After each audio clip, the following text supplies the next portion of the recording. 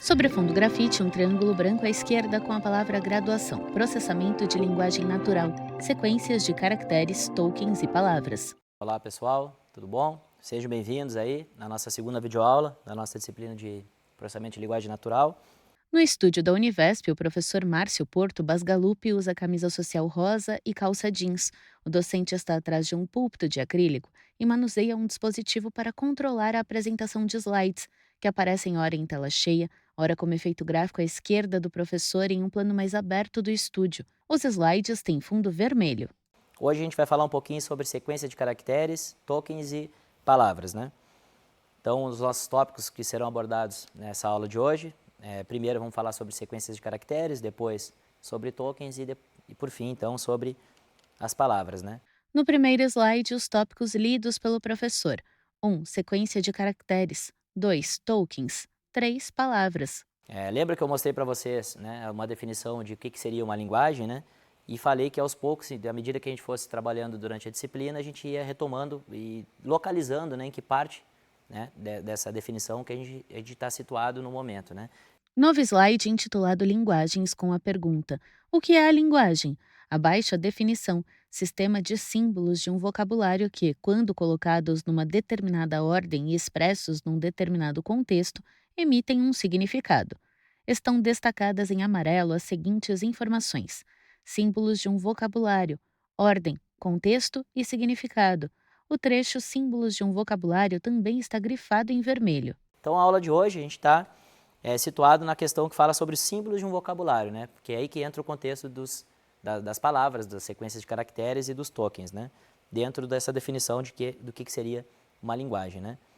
No slide, o título Sequências de caracteres e o subtítulo Expressões regulares. Em seguida, os tópicos. São um mecanismo muito simples, porém muito poderoso para a manipulação de sequências de caracteres. São úteis para encontrar padrões em texto e auxiliar no fluxo de um chatbot, por exemplo, encontrar e remover sequências de caracteres indesejadas, como emojis, encontrar e substituir sequências de caracteres para diversas funcionalidades, como tokenização. Então, quando a gente trabalha com sequência de caracteres, pessoal, primeira coisa que a gente precisa definir aqui são as expressões regulares, né, que vocês já leram, já relembraram, porque isso vocês com certeza já viram no início do curso, quando se trabalhou com teoria da computação, né? E as expressões regulares, então, são aqueles mecanismos muito simples, né, que a gente utiliza para reconhecer, para gerar linguagens, né, que seriam as nossas linguagens regulares, né? E que é muito útil, né, muito poderoso para a gente manipular sequências de caracteres, né, tanto para geração quanto para reconhecimento, né. Então, nesse caso, no contexto de PLN, onde que a gente utiliza muito isso? Alguns exemplos aqui são muito úteis, né, para encontrar padrões de textos e auxiliar no fluxo de um chatbot, por exemplo, né, encontrar e remover sequências de caracteres que são indesejáveis, como, por exemplo, os emojis, né, que indesejáveis em alguns contextos, né? Em outros nem tanto, né? Por quê? Porque os emojis eles também têm significado. Então, quando a gente for trabalhar, por exemplo, com análise de sentimentos, não é muito adequado a gente eliminar esses caras, né? Mas é um exemplo, pelo menos para reconhecer, é importante. A gente vai precisar, em algumas situações a gente reconhece e elimina, outras situações a gente reconhece e dá um significado, trabalha com ele, porque é importante para nós, né? Mas, de qualquer forma, a expressão regular é importantíssima para a gente encontrar ela, né? Seja lá o que a gente vai fazer depois, não necessariamente remover, né? Então aqui a remoção é apenas um exemplo, porque depende do contexto, né? Mas não é algo que não é só para isso que é utilizado, né? Encontrar e substituir, por exemplo, sequências de caracteres, né? Para diversas outras finalidades, como a tokenização, né? Então como é que a gente vai determinar o que seria um token? A gente precisa, por exemplo, definir qual é um separador, quais são os separadores, né? E as nossas sentenças, as nossas sequências de caracteres, elas vão ser divididas de acordo com esses separadores. Então, vai ser necessário trabalhar com uma linguagem regular, né, que é muito útil, por exemplo, quando a gente for trabalhar com o nosso parsing, né, que da mesma forma que nas linguagens de programação, que possivelmente vocês também já devem ter visto isso numa disciplina de compiladores ou algo parecido, né, que se utiliza muito dessas expressões, né, para fazer uma análise sintática também, né? E também separar esses tokens, né? Em um novo slide, uma tabela com 5 linhas e 3 colunas intituladas Padrão, Função e Resultado. Na tabela estão as seguintes informações. Linha 1. Padrão. José. Função. Casamento exato da string. Resultado, ocorrência de José. Linha 2. Padrão. Abre colchete. E maiúscula, E minúsculo, fecha colchete. Agora, José. Função. Disjunção. Resultado, ocorrência de E agora, José, com E maiúscula. E agora, José, com E minúsculo. Linha 3. Padrão. A Z. Entre colchetes. Função. Intervalo. Resultado. Caractere minúsculo. Linha 4. Padrão. A Z. Entre colchetes. Sinal de adição. Função. Repetição. Resultado. Um ou mais caracteres minúsculos. Linha 5. Padrão. Acento circunflexo A a Z. Entre colchetes. Função. Negação. Resultado. O que não é caractere minúsculo. Na última linha, a palavra não está sublinhada. Fonte da tabela Colab ER. Então aqui tem alguns exemplos de expressões regulares, pessoal. À medida que sempre que tiver um ícone aqui para vocês, como por exemplo agora Colab ER de expressão regular, vai ter um link para vocês entrarem e conseguir ter exemplos práticos. Assim, embora a gente vai ter nossas aulas práticas, vocês já conseguem acessar o notebook do Colab e começar a perceber alguns exemplos que a gente está utilizando com esse conceito, né? Então o link está aí, vocês podem acessar e começar a brincar um pouco, ver como é que isso pode ser feito utilizando a linguagem Python, tá? Mas aqui tem alguns exemplos de funções regulares, né? Alguns padrões, por exemplo, quando a gente tem lá José, né? É um termo fixo, né? Ele é um casamento exato, vamos dizer assim, de string. Então, só vai reconhecer justamente o que seria o resultado. Quais são as palavras, né? Que representam essa linguagem, o conjunto de palavras representado por essa linguagem. É só a ocorrência da única palavra José, porque aqui está fixo, né? Diferente, por exemplo, do segundo padrão que a gente está vendo ali embaixo, né? Que a gente tem uma disjunção, né? Entre colchetes ali, E maiúsculo ou E minúsculo e seguido de agora José, né? Então ali a gente teria pelo menos duas ocorrências, né? Pelo menos duas palavras que fazem parte dessa linguagem, que seria E agora José com a letra maiúscula e o E agora José, o primeiro E com a letra minúscula, né? E assim a gente vai vendo várias outras possibilidades, né? Então ali a gente teria entre colchetes A, traço Z, tudo minúsculo, a gente está representando um intervalo. Então qualquer caractere minúsculo faria parte da nossa linguagem. Então a gente teria o A, o B, o C, o D, todo o alfabeto, né? Faria parte da nossa linguagem. Então a gente vai aumentando, né? O quanto a gente consegue representar, né? O que faz parte da linguagem representada por esse tipo de expressão, né? Então se a gente tiver um A tracinho Z entre colchetes e um mais, significa que a gente pode ter uma ou mais caracteres minúsculos, né? Um ou mais caracteres minúsculos. Quando a gente coloca, por exemplo, a negação, o chapeuzinho ali antes, né? Então, o que não é caractere, qualquer coisa que não seja caractere minúsculo faz parte da nossa linguagem. Então, a gente vê que tem vários níveis, né? De a gente poder expressar, né? Poder representar, criar a nossa linguagem nesse contexto aqui de expressões regulares, né? Nova tabela com 4 linhas e as 3 colunas intituladas Padrão, Função e Resultado. Nela estão as informações. Linha 1. Padrão, barra acento circunflexo. Função, escape. Resultado. Trata um caractere especial como normal. Linha 2. Padrão, ponto de interrogação. Ponto de exclamação. Entre colchetes. Função. Múltiplo padrão de busca. Resultado, ocorrências de ponto de interrogação ou ponto de exclamação. Linha 3. Padrão, acento circunflexo. Função, início. Resultado, padrão será buscado no início do texto. Linha 4. Padrão, cifrão.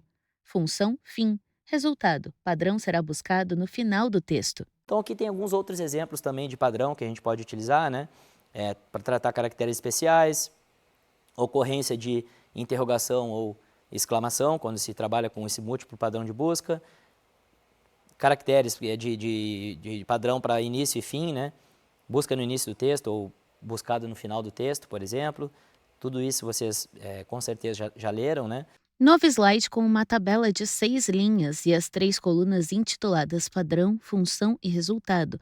Nela estão as informações. Linha 1, padrão, barra, letra B, função. O que não é alfanumérico. Resultado, separador de palavras. Linha 2, padrão, ponto de interrogação, função, ocorrência opcional. Resultado, 0 ou 1 vez do padrão. Linha 3, padrão, asterisco, função opcional ou várias. Resultado, 0 ou mais vezes do padrão.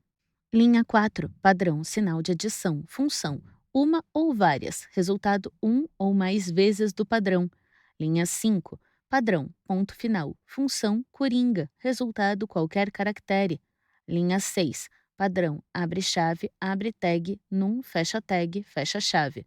Função, num, repetições, resultado, num, ocorrências de um determinado padrão. As tags são representadas pelos sinais matemáticos de menor para abrir e maior para fechar. Outros tipos de funções aí, né, como ocorrência opcional, quando a gente tem uma interrogação, é algo que pode ocorrer zero ou uma vez, pode ocorrer. Quando a gente tem um asterisco, pode ocorrer qualquer número de vezes, né, zero ou várias vezes, né.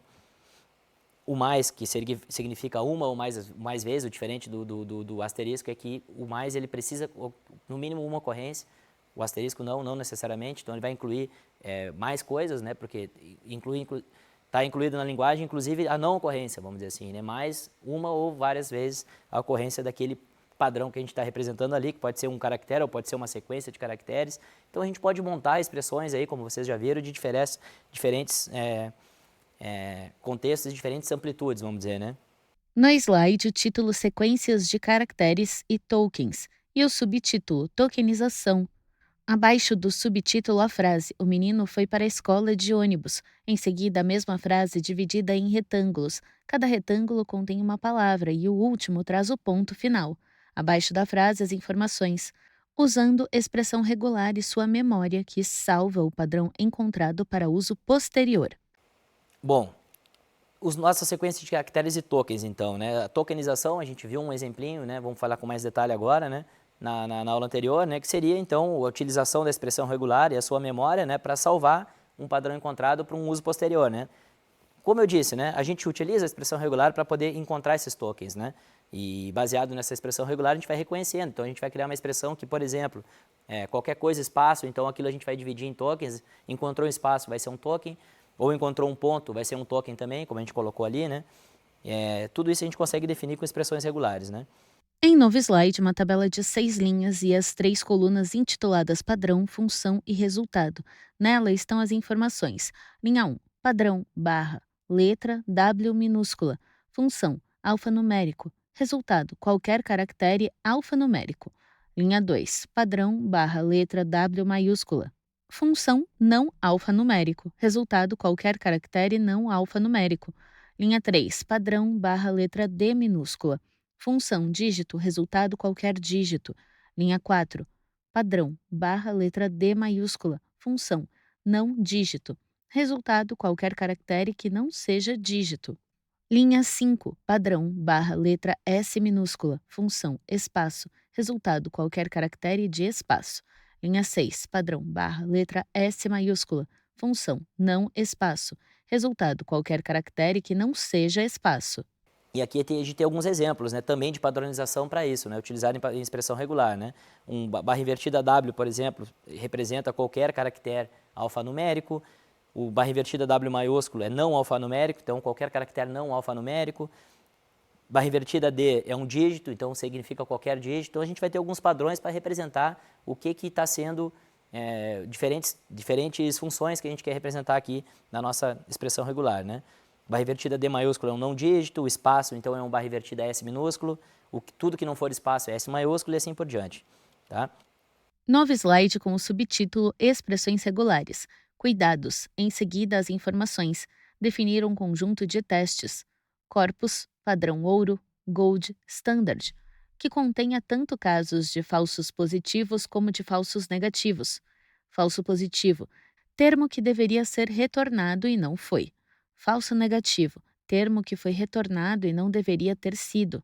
À direita das informações há uma imagem com uma linha no topo intitulada Regular Expression, onde estão os seguintes elementos: barra, luta, barra, G minúsculo.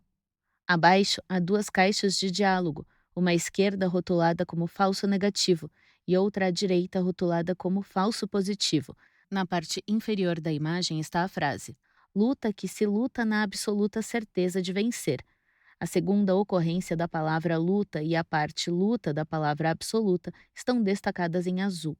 Acima da primeira ocorrência da palavra luta na frase, há o balão de fala que indica falso negativo, e acima da parte luta da palavra absoluta está o balão que indica falso positivo. Bom, também é importante a gente tomar alguns cuidados, né, quando for trabalhar, né, com essas expressões regulares para detecção de tokens, né, e definir um conjunto, né, ilustrando alguns casos de falsos positivos e falsos negativos, por exemplo, né. Então aqui a gente tem algum exemplo de falso negativo e falso positivo. Se a gente for fazer uma busca do token luta dentro dessa expressão que está aqui, né, luta que se luta na absoluta certeza de vencer. E quando a gente for fazer essa busca por esse token, por essa palavra luta, a gente viu que o primeiro caso ali, né, a luta com L maiúsculo, porque está iniciando uma frase, não foi retornado, né? Então isso aqui seria caracterizado como um falso negativo. O que seria isso? Ele falsamente foi classificado como não sendo o resultado da busca, enquanto ele deveria ser o resultado da busca, né? Então a gente chama isso de falso negativo. Depois foi encontrado luta, que deveria ter sido encontrado de fato ali, né? E depois ele encontrou também, detectou como sendo o token, como resultado da nossa busca, a subpalavra, vamos dizer, né, luta dentro da palavra absoluta. Então isso aqui caracterizaria um falso positivo. Ele falsamente detectou essa palavra, detectou esse token aqui, né? Mas não deveria ser detectado porque ele está dentro de uma outra palavra, né? Então isso aqui também é importante para a gente construir aí os nossos padrões, né, de tokens para poder depois fazer esse tipo de reconhecimento, né? Em novo slide, o título Tokens e os tópicos. Sequências de caracteres ganham sentido. Pré-processamento, normalização, nível, morfologia. Objetivo: sequências de caracteres são padronizadas para representarem algo que faça sentido na linguagem. Tokenização, lematização, radicalização. Bom, o que a gente pode fazer, para que é bastante importante trabalhar com tokens, pessoal? Ele é muito importante no pré-processamento, né, na normalização dos dados, né? Então a gente tem aqui, de novo, para ilustrar para vocês onde que a gente está no nosso nível linguístico, né? Está no nível de morfologia, né?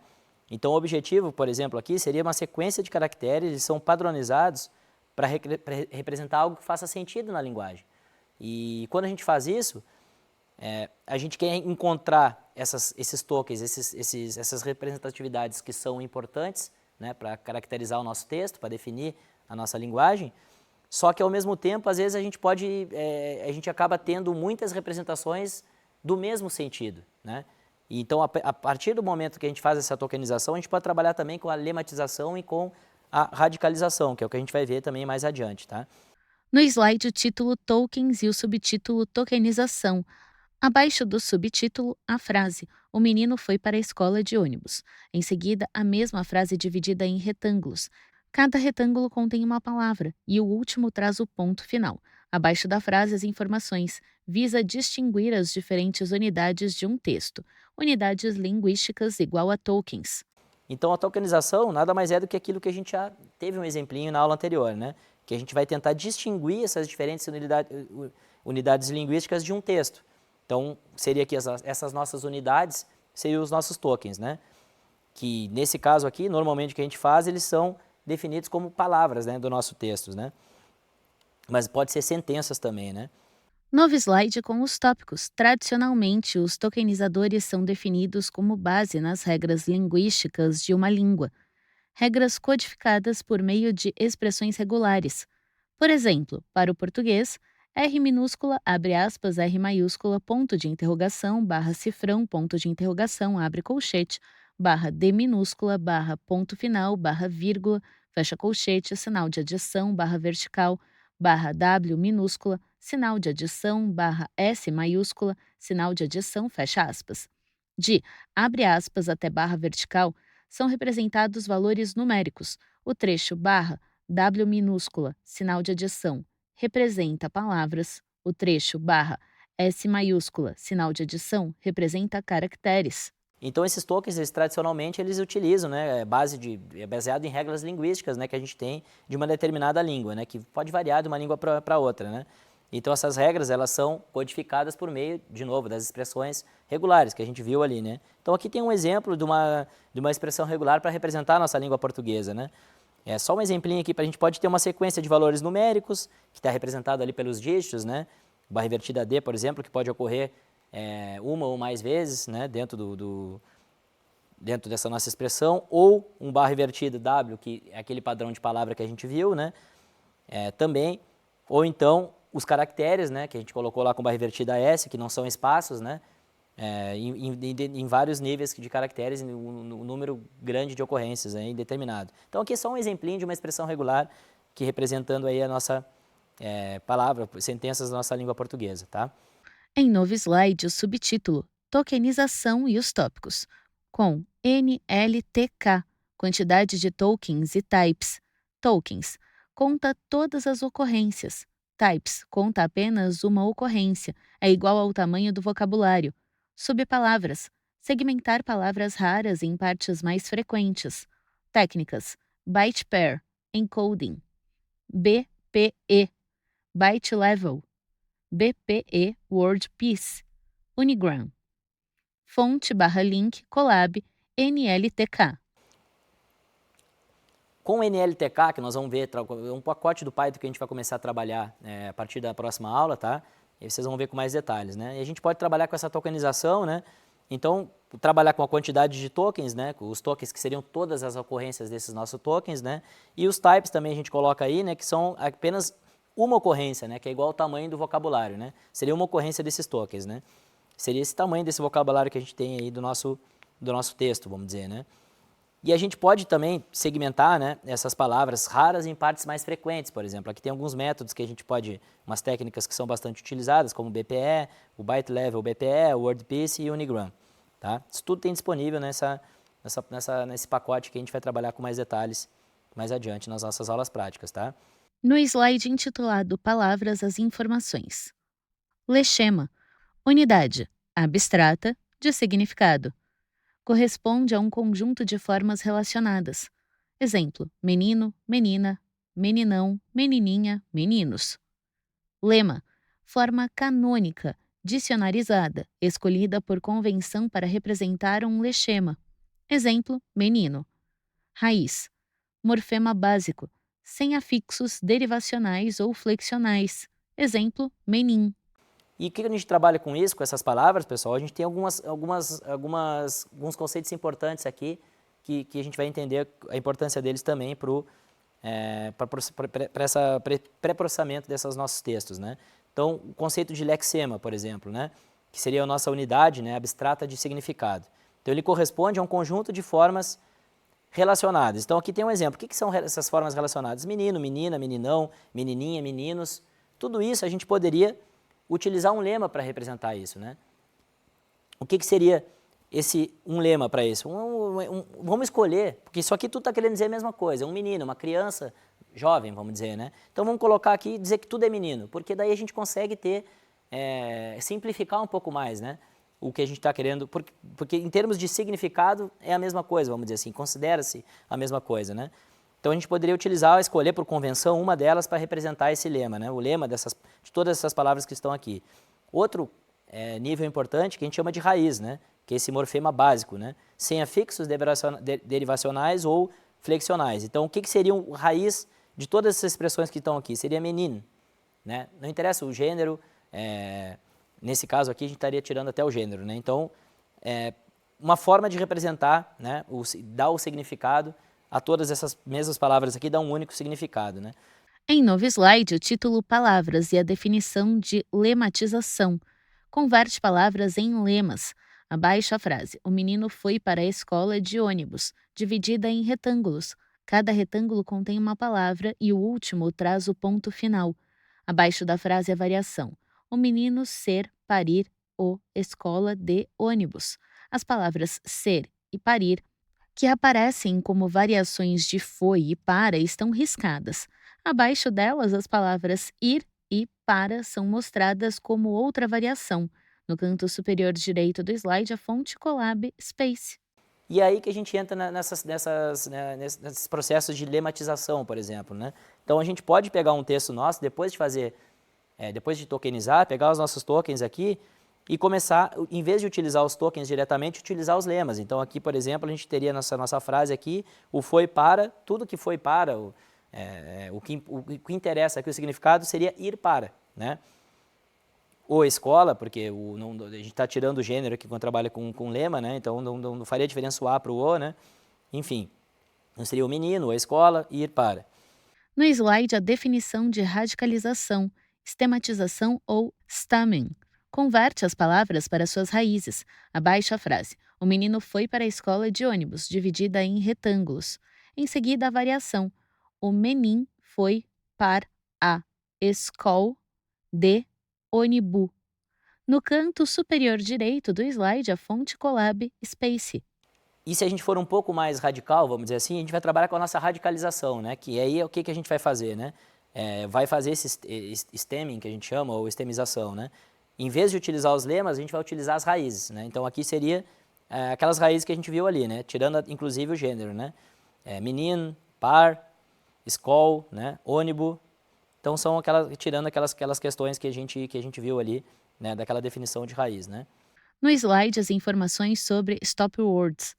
Em diversas aplicações de PLN, é interessante desconsiderar algumas palavras que pouco acrescentam ao conteúdo do texto, como preposições, determinantes, conjunções, etc. Essas palavras são conhecidas como stop words. Outro conceito importante aqui são os conceitos de stop words, né? O que seria o stop words, né? Em muitos textos, a gente tem muitas palavras que se repetem muito, e a gente sempre vai ver em todos os textos, o, a, por exemplo, para, muitas palavras que não vão fazer diferença nenhuma de um texto para o outro e que às vezes elas acabam atrapalhando a parte do processamento, né? Não são determinantes para encontrar um significado, realizar a tarefa que a gente está se propondo a realizar, né? Essas palavras são conhecidas como stop words, então a gente pode também trabalhar com a remoção de stop words, é bastante comum, né? Em novo slide, a remoção de stop words da frase "O menino foi para a escola de ônibus". Abaixo da frase está a variação "Menino foi escola ônibus". No canto superior direito do slide, as fontes Colab Space e Colab NLTK. Então a gente pegaria essa frase aqui, por exemplo, o que nos interessa aqui? Menino foi escola ônibus. Então por quê? Porque quando a gente quiser diferenciar um texto de outro, todos os textos vai ter esses pronomes, né? Vai ter o "o", vai ter "a", vai ter o "de", né? Então a gente acaba tirando e mantendo só aquelas palavras que realmente dão mais significado, né, para o nosso texto, né? Então essas são stop words, ok? Novo slide com a pergunta: o que vimos? Abaixo os tópicos: sequências de caracteres, tokens, palavras. Então, o que a gente viu na aula de hoje, pessoal? Falamos um pouquinho sobre sequências de caracteres, os tokens e palavras, tá? Na próxima videoaula, a gente vai ter a nossa aula prática, né, de PLN, nossa primeira aula prática de processamento de linguagem natural utilizando Python. Diferentemente das próximas semanas, essa primeira semana, vocês vão ter os notebooks para vocês trabalharem e utilizarem na prática, mas eu vou fazer uma videoaula apresentando, né, com imagens dessas práticas, o que vocês podem fazer, como que vocês podem utilizar essas operações, esses conceitos que a gente viu nessa semana agora, né? Mas não vou utilizar diretamente a plataforma, vou fazer uma videoaula para vocês, mas a partir da semana que vem, as aulas vão ser gravadas utilizando mesmo os notebooks e executando ali o código para ficar mais parecido com o que vocês realmente vão fazer na hora de praticar as aulas, ok? Muito obrigado, então, até a próxima.